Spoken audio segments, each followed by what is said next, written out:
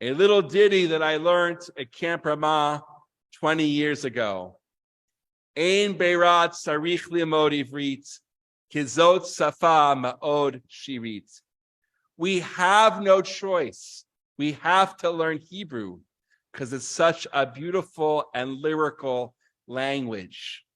And each camp, especially the Jewish camps, get a mishlachat from Israel that are all trained, and they want to excite the campers and really the staff as well about Israel. So you can just imagine they actually gave hand motions to it. They would go, Ein beirat sarich li'mod ivrit, and they would sing that all the time. And it just got so catchy, and that everyone just heard it. I can remember it, obviously, 20 years later. Whoever came up with that needs an award. Just like any advertising jingle that people remember decades later, it penetrates into the soul beyond sort of that brain that says, no, we can't do it. I don't want to do anything. It just kind of breaks that barrier. What about Hebrew? Hebrew really is a miracle. That's obviously today's topic. And thanks to the prophecy, and yes, I will call Eliezer ben Yehuda a prophet, just like all the other prophets that we had, like Theodore Herzl, that had the vision of what a renewed Jewish state would be, and a vision that Judaism and Jews could renew themselves or change themselves from what they were for 2,000 years. Yes, it worked for 2,000 years outside of the land of Israel, because we always remembered Zion. We always prayed in Hebrew regardless of where we were. But to go into our land and to be a living people, we needed the language that was going to bind the people together. And there was a debate in the late 1800s. What language should that be? It was a fact, pre-Holocaust, that the majority of the Jews of the world lived in Europe. And their lingua franca was Yiddish, which literally means Jewish. So shouldn't the Jewish people speak Yiddish? It's a possibility. There's a beautiful culture, and one that we are continuing to uphold and to maintain, the Yiddish culture. However, it was not the language of the Tanakh, not the language of the Bible, not the language of the Mishnah, and not the language that bound all of the Jews of the world, the ones from Morocco and Yemen and Iran, with the Jews as well of Europe. There was only one language that did that: Hebrew. Could Hebrew be reborn to a spoken language? Eliezer ben Yehuda prophetically tried.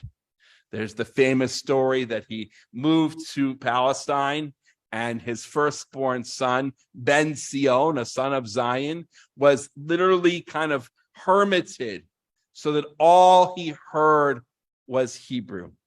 You might think it damaged him. I am not a psychologist. He grew up to write Hebrew newspapers and to promote his father's project. So something clicked. And actually, Hebrew spread so quickly that academics who want to study it can't even sort of pinpoint how it happened. It kind of, there was the socialist kind of, I use the word Soviet, actually other people sort of use that, sort of this socialist enforcement of things, and just a real energy and persistence that all we're going to do is speak Hebrew here and train people to speak Hebrew. That in just 40 years after Eliezer ben Yehuda moved himself to Palestine, that the British authorities made Hebrew one of the official governmental languages, that government business could be taken in Hebrew in Mandate Palestine. That was 1921. When the Technion was founded, there was a question, first of all, that name Technion. Yes, there are borrowed words in Hebrew, But if you Hebraicize them, then it becomes kosher. It's the idea of making Hebrew a living language. So when the Technion was founded, some of the academics said, we're going to do this in German. Because in 1915, that was the language of academia. I'll get to English in a second. But then they thought it was going to be German. And yet the Jews of Palestine at the time said, no, you need to make the classes in Hebrew. We need to make Hebrew an academic language so that the Jews of Israel can learn in their Hebrew language. And so that it happened. The state of Israel was born in 1948, as we know, and in a matter of just a decade, and then later on, obviously, they absorbed more than double their population. In the 1950s, Israel increased 120% in its population. And those people came, again, from all over the world.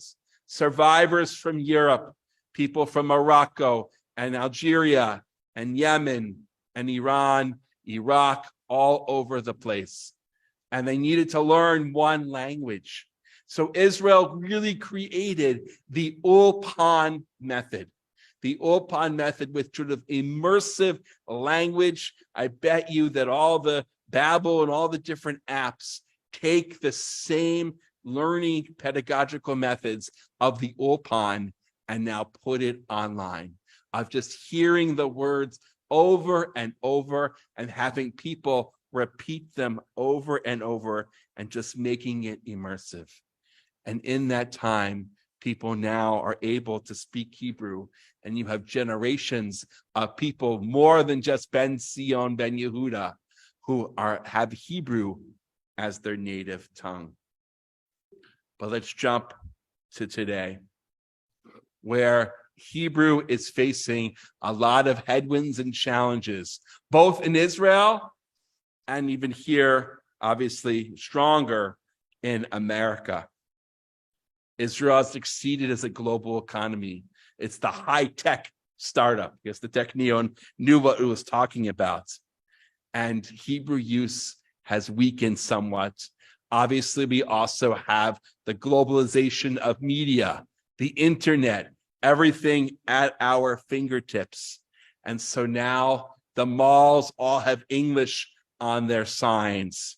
There are people who, and I guess it's okay for the Olim, but they can come and move to Israel and not speak barely a word of Hebrew. They don't have to use Hebrew in the workplace. They just need to use a little bit of Hebrew to go to the interior ministry to register their forms there. And even there are blogs that talk about how to find the English speakers within the Israeli bureaucracy. And yes, the universities, Hebrew University, that word, that name, just had another controversy like Technion, where Hebrew University said, we want to attract a more global academic staff and research faculty and graduate students. And in order to do so, classes need to be taught in English.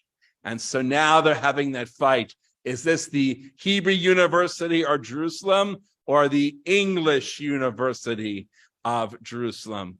It's a fraught and emotional debate, obviously. And Hebrew University is kind of trying to navigate that and say, no, there are still plenty of Hebrew classes. I enjoyed auditing actually some Hebrew classes when I was there. And then here in America, we talked about this on Shavuot. It was brought up. Our own religious school has gone, shrinking in hours, just the fact. So how do we teach Hebrew now when there used to be much more Hebrew language learned and taught here? And do we just give up? The answer to both in Israel and here is we cannot give up.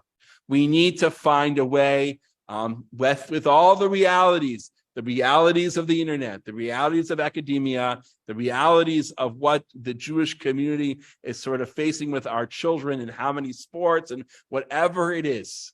We can talk about that. but we cannot give up on Hebrew. So how do we do that?